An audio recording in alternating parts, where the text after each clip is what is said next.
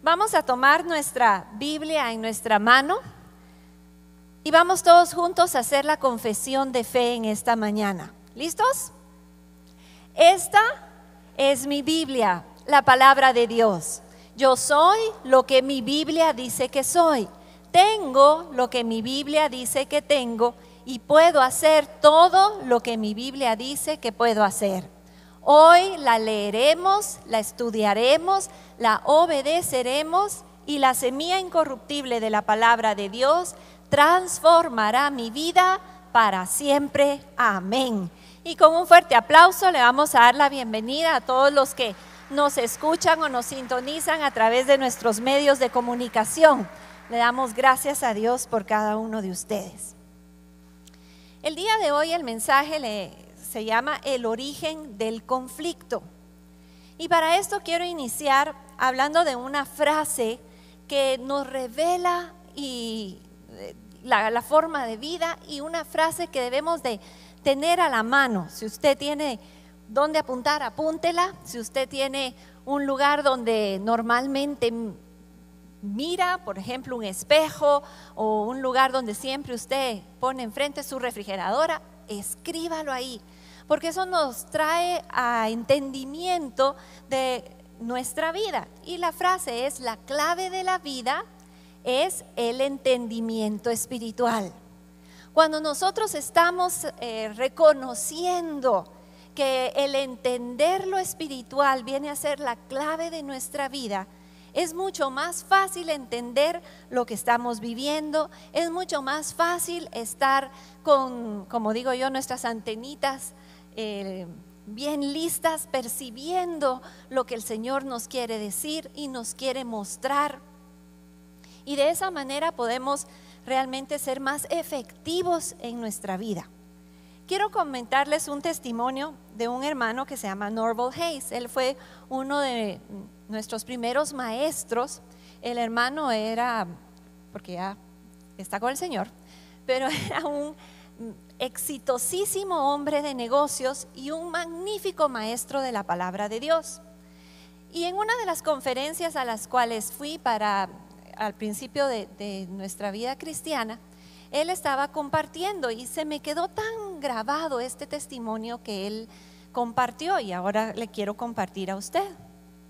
Dice que en una de sus compañías estaba teniendo muchos problemas, le estaba yendo mal, no le estaba rindiendo, tenía él percibía como que había robo dentro de la empresa, pero no lograba encontrar dónde estaba la fuga, dónde estaba el problema. Y fue a esa compañía y estuvo tratando de averiguar en reuniones y haciendo todo lo que se tiene que hacer para ver qué es lo que está sucediendo, y no lograba encontrar dónde estaba el problema. En eso, la clave de la vida es el entendimiento espiritual. Él dijo: ya sé lo que voy a hacer. Agarró el elevador, se fue al primer nivel, salió a la calle, y persona que pasaba le decía: ¿sabes? Quiero contarte lo que Dios ha hecho en mi vida. Quiero contarte que hay un Dios vivo que se preocupa por ti. Quiero contarte y compartirte la verdad de la vida. Hay un Dios que te ama y tú le puedes dar tu vida a Él, y Él quiere venir a morar en ti. Y persona que pasaba, Él le predicaba, Él le hablaba, le daba testimonio de su vida, le mostraba con su propia vida lo que Dios había hecho en él. Y uno tras otro pasaban por ahí, y le dijo al enemigo: aquí voy a estar hasta que el mal sea vencido y el bien perdure. Aquí voy a estar. Y 1, 2, 3 días pasaron, y él ahí, ese era su trabajo. En uno de esos días bajó una persona de la compañía y le dice: hermano, ya no aguanto más. Ya no aguanto, me está quemando por dentro. Tengo que confesarte, soy yo. Yo he estado robando, yo he estado haciendo esto y esto y esto y esto. Y esa es la causa del problema en la compañía. La clave de la vida es el entendimiento espiritual. Amén. Creo que le podemos dar un aplauso al Señor. Amén. Vamos entonces a estudiar el día de hoy el origen de la guerra espiritual. La guerra espiritual no es un conflicto eterno entre el bien y el mal. La guerra espiritual es un proceso que tuvo un inicio y va a tener un final. Cuando comprendemos cuándo dio inicio el conflicto y cuál fue la razón de su origen y cómo y cuándo terminará, podremos comprender mejor nuestra función dentro de ese conflicto y dentro de este tiempo. Para entender el panorama completo, les voy a pedir que tome su boletín y mire la figura número 2. Para eso va a tener que voltear su boletín un poquito, donde dice el gran paréntesis. Y esto es lo que es un gran paréntesis. Si usted mira del lado izquierdo, dice eternidad.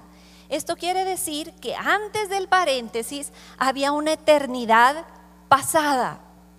Luego está el paréntesis que nos habla de la historia de la Biblia, de los tiempos de la Biblia. Y luego está una eternidad nuevamente, que es la eternidad futura. Este paréntesis representa la historia de la creación de Dios y consiste en una eternidad, la misma eternidad, interrumpida por un paréntesis temporal. Y el paréntesis conlleva el Antiguo Testamento, el Nuevo Testamento, el nacimiento de Jesucristo, la iglesia del día de hoy, o sea, nosotros. Luego está el milenio, los 1000 años de paz. Y luego se cierra ese paréntesis y luego está la eternidad. Este paréntesis es el tiempo en que el ser humano debe enfrentar el mal. Pero centrémonos un poquito en lo que es la eternidad pasada. Y para eso vaya a la otra figura, figura número 1. Le va a quedar a usted, ahí hay unos versículos que vamos a leer y hay unos versículos que no vamos a leer, pero usted puede irlos a leer con tiempo en su casa. En la eternidad pasada, el mal tiene un inicio y lo podemos encontrar, vamos a ir a 2 pasajes, Génesis 1 y Ezequiel 28. Si usted me acompaña, por favor, a Génesis capítulo 1 y Ezequiel capítulo 28. Génesis 1:1 dice: en el principio creó Dios los cielos y la tierra. El 2: y la tierra estaba desordenada y vacía, y las tinieblas estaban sobre la faz del abismo, y el Espíritu de Dios se movía sobre la faz de las aguas. Sabemos que Dios es un Dios de orden. Todo lo que crea, lo crea perfecto. Y eso nos hace la pregunta: ¿sucedió algo entre el versículo 1 y el versículo 2? Algo que dejó a la tierra desordenada y vacía, porque el 1 dice Dios creó los cielos y la tierra, y el 2 dice y la tierra estaba desordenada y vacía. Mire lo que dice Isaías 45:18, y si tiene dedos, vaya corriendo a ese pasaje también. No suelte Génesis y no suelte Ezequiel. Isaías capítulo 48 dice: porque así dijo Jehová, que crió los cielos. ¿Estamos? Ese fue Génesis 1:1. Dios crió los cielos. Él es Dios, el que formó la tierra. Mire lo que dice después: el que la hizo y la compuso. No la creó en vano para que fuese habitada, la creó. Yo soy Jehová y no hay otro. ¿Se da cuenta? Dice, Dios formó, Él la hizo y la compuso. Son 2 etapas diferentes: la hizo y la compuso. El plan de Dios sufrió una variación, fue interrumpido por Dios mismo para cumplir sus propósitos. La acción de Dios provocó una catástrofe, un cataclismo de tal naturaleza que movió que después de ello Dios tuviera que componer la tierra. A esta acción de Dios se le llama el juicio sobre la creación preadámica. Estamos hablando de esta eternidad pasada. Vamos a verlo un poquito más despacio. Regresemos a Génesis capítulo 1, verso 1. ¿Qué dice? En el principio creó Dios los cielos y la tierra. Y esto habla de esa eternidad pasada, antes de nuestros días, donde existió una etapa de duración indefinida, eterna, sin existencia del mal. Este es un periodo con belleza mineral y total armonía, y eso lo vamos a leer en Ezequiel 28. Y son 12 características de esta eternidad pasada. Existía solo una autoridad sobre toda la creación, la autoridad de Dios. Y solo había una voluntad en toda la creación, la voluntad de Dios. Esas son las características de esa eternidad pasada. Por eso este paréntesis. Ahora, en el libro de Ezequiel, capítulo 28, versículo 12, nos habla de esta eternidad pasada. Y ahí quiero que todos vayamos a ese pasaje porque vamos a leer varios versículos. Y el cataclismo o el juicio sobre la creación preadámica también lo encontramos en ese pasaje. Nos habla de la creación del lucero y de su caída, y nos habla del origen del pecado. Leámoslo entonces. Vamos a ver el versículo 12 primero del capítulo 28 de Ezequiel. Dice: Hijo de hombre, levanta endecha sobre el rey de Tiro y dile: así ha dicho Jehová el Señor, tú eras el sello de la perfección, lleno de sabiduría y acabado de hermosura. Si bien la Biblia nos habla en este pasaje acerca del rey de Tiro, históricamente es un hecho que Tiro nunca tuvo rey, solo tuvo príncipe. Pero este es un concepto generalmente aceptado, en que este pasaje es dirigido a un ser criado por Dios que Isaías le llama lucero, hijo de la mañana, el querubín que vendría a convertirse después en el diablo. Sigamos leyendo en el versículo 13. Dice: en Edén, en el huerto de Dios estuviste, de toda piedra preciosa era tu vestidura, de cornelina, topacio, jaspe, crisólito, berilo y ónice, de zafiro, carbunclo, esmeralda y oro. Vemos ahí esa belleza mineral que les decía yo como característica de la eternidad pasada. Los primores de tus tamboriles y flautas estuvieron preparados para ti en el día de tu creación. Interesante ver que el querubín, lucero, el diablo, es criado por Dios, no es eterno. ¿Se dan cuenta ustedes que dice en el día de tu creación? Todo esto fue sobre ti. Fue creado el sello mismo de la perfección, dice, lleno de sabiduría y de hermosura. Se encontraba en el Edén, en el huerto de Dios, vestía de toda piedra preciosa y poseía habilidad musical en sí mismo, tamboriles y flautas. Miremos el versículo 14. Tú querubín grande, protector, yo te puse en el monte santo de Dios. Allí estuviste, en medio de las piedras de fuego te paseabas.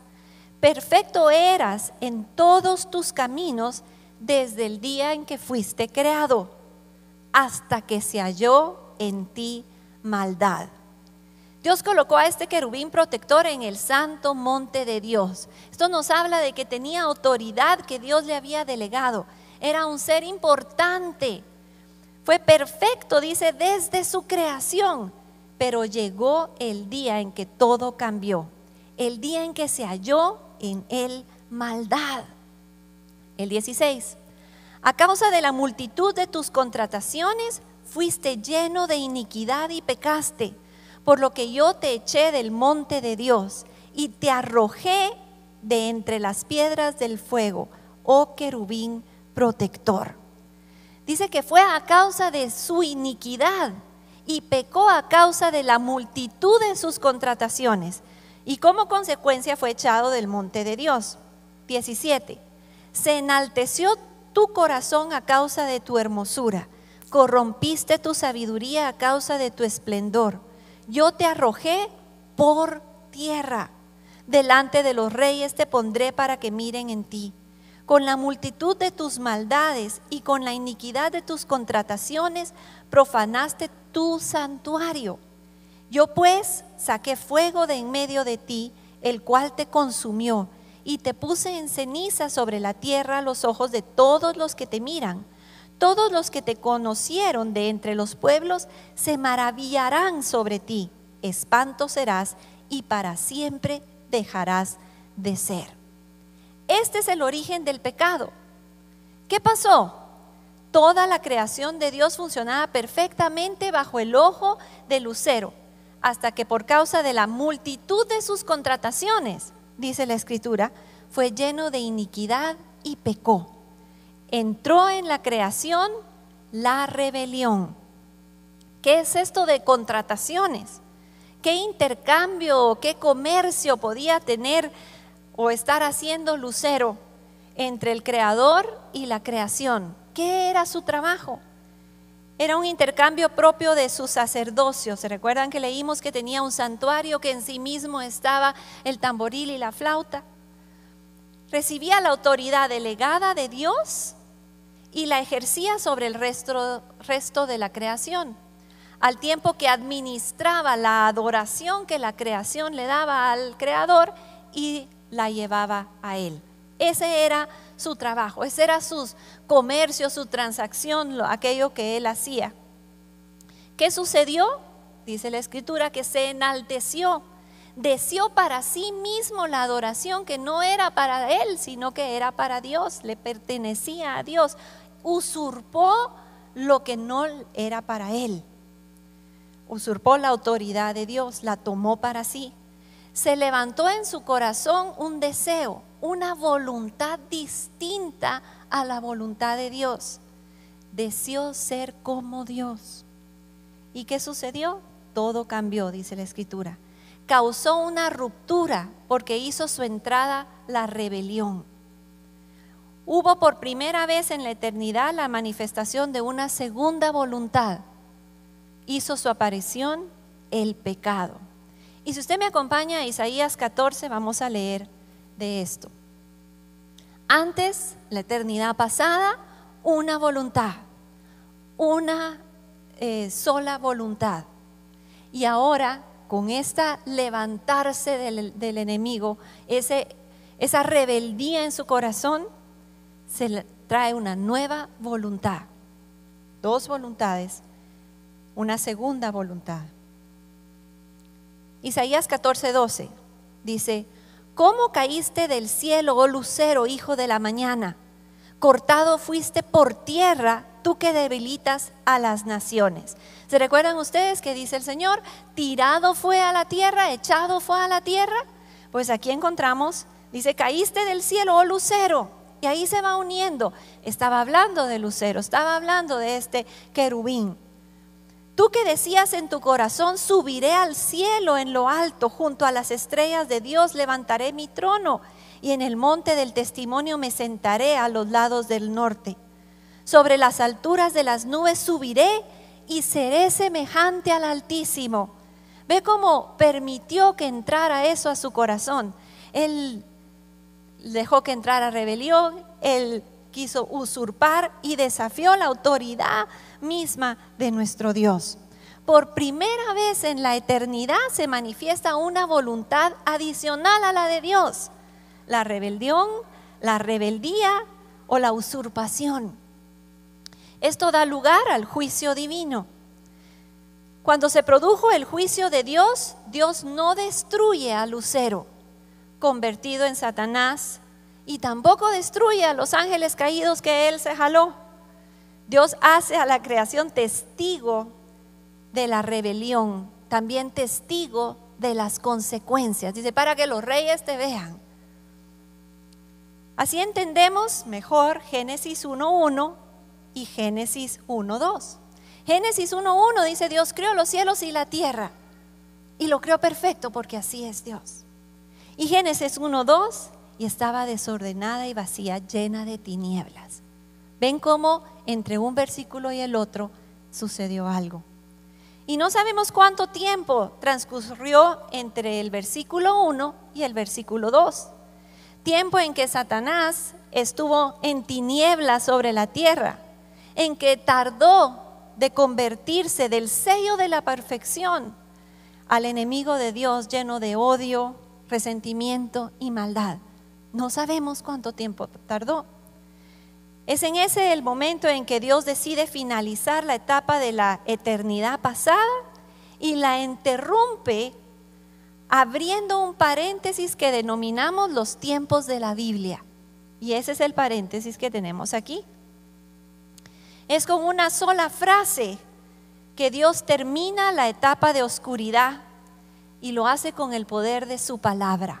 Estuvimos aprendiendo en los domingos pasados que es a través del poder de la palabra de Dios que nosotros irrumpimos las tinieblas, los lugares celestes, para llegar hasta nuestro Dios, con nuestras peticiones, con aquello que nosotros pedimos al Padre, cuando lo clamamos conforme a su voluntad, que es su palabra. Con esa misma palabra llegamos a los cielos y Él nos responde. Amén. Pues esa fue la palabra que Él interrumpe ese periodo de oscuridad. Génesis 1:3. Y dijo Dios, séase la luz. Y fue la luz. Y mira lo tremendo, la palabra de Dios es sí, amén, por los siglos de los siglos. ¿Sabe usted cuando los científicos nos hablan, nos dice la creación sigue, el mundo sigue o el universo sigue creándose? Porque esa palabra que Él habló sigue teniendo vida, así como lo tiene hoy en tu vida y en todo tu alrededor. Su palabra es la misma palabra, el mismo poder. Pero con esta palabra, Dios interrumpe la etapa de las tinieblas, interrumpe ese momento y así inicia la semana de 6 días de creación y 1 de descanso. En esa creación Dios compuso la tierra. Algunos le llaman a esta semana de recreación o segunda creación. Este es el Edén al cual estamos acostumbrados. Esta es la tierra en la cual nosotros vivimos. Podemos imaginar lo que pasó. Estos seres enjuiciados, Lucero, que estaba ahora caído, se asombran de ver lo que está sucediendo. ¿Una nueva creación? ¿Qué es eso? Y Dios dice, hagamos la luz, sea hecha la luz, y la luz fue.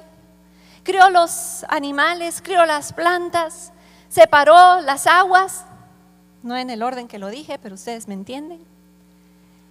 ¿Por qué? Porque estaba agua por el cielo y la tierra, y Él separó las aguas. ¿Ven el cataclismo que estamos hablando?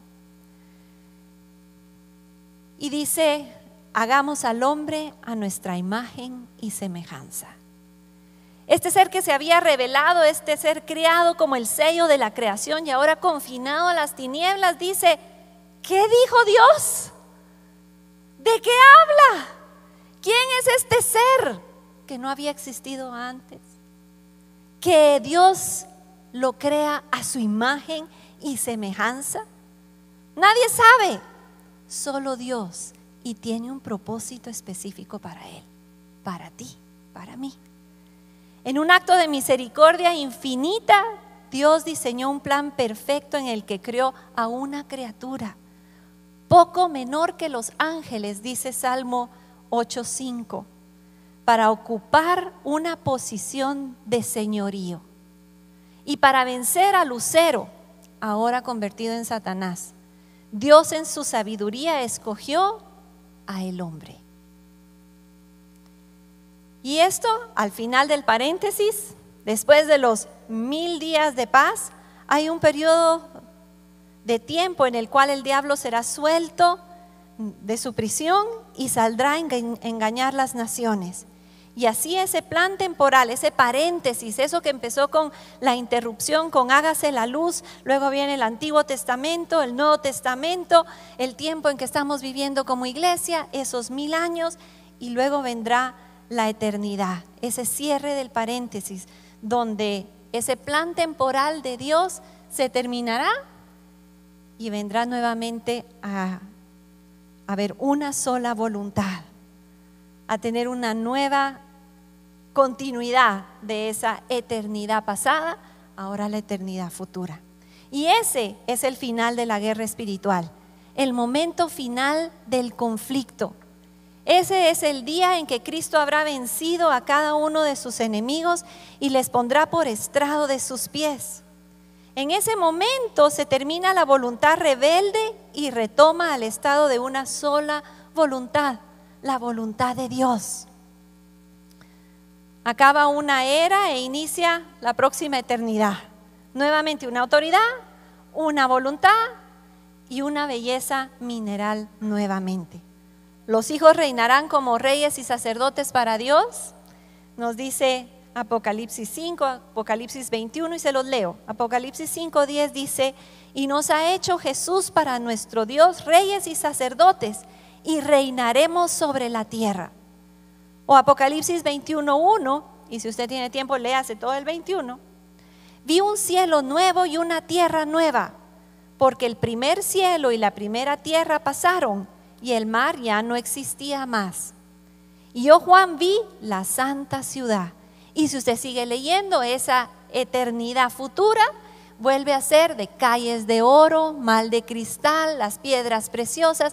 Regresa a ese propósito inicial, esa eternidad pasada, a la misma belleza de esa eternidad. La característica de estos tiempos de la Biblia, de ese gran paréntesis que el Señor hizo y que nos ha tocado vivir, es dicotomía, dualismo, dualidad. ¿Sabe por qué? Porque es el tiempo en que conviven estas dos voluntades. Y ese es el tiempo en que estamos viviendo. Para nosotros es natural que haya bueno y malo, blanco, negro, norte, sur, que es esta dualidad en todas las áreas de nuestra vida. Es natural para nosotros reconocer el bien y la tentación o el mal.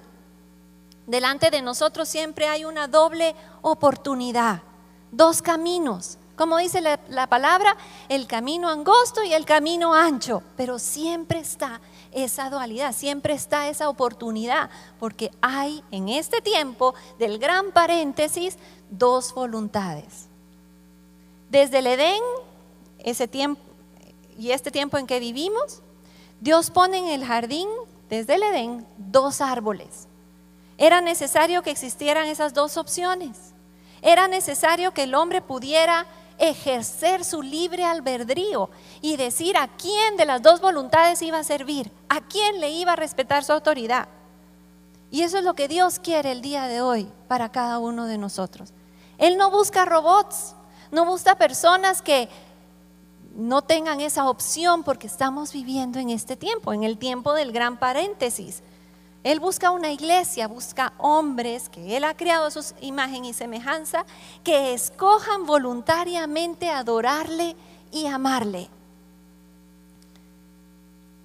Cuando inició el conflicto, cuando hubo rebeldía en el corazón de Lutero, nuestra función es vencer el mal, es vencer con el bien, es reconocer a esa verdadera, única voluntad y autoridad que es Dios. Y ver, por eso les decía, la clave de la vida es el entendimiento espiritual. Cuando usted puede ver en su vida, ver en sus decisiones, ver en su pensamiento, ver en aquello que usted hace, esa doble voluntad que siempre está delante de nosotros por el tiempo en que vivimos, puede entonces decidir a quién le va a dar el señorío en su vida, a quién va a servir con sus acciones, con sus pensamientos, porque la clave de la vida es el entendimiento espiritual. Amén.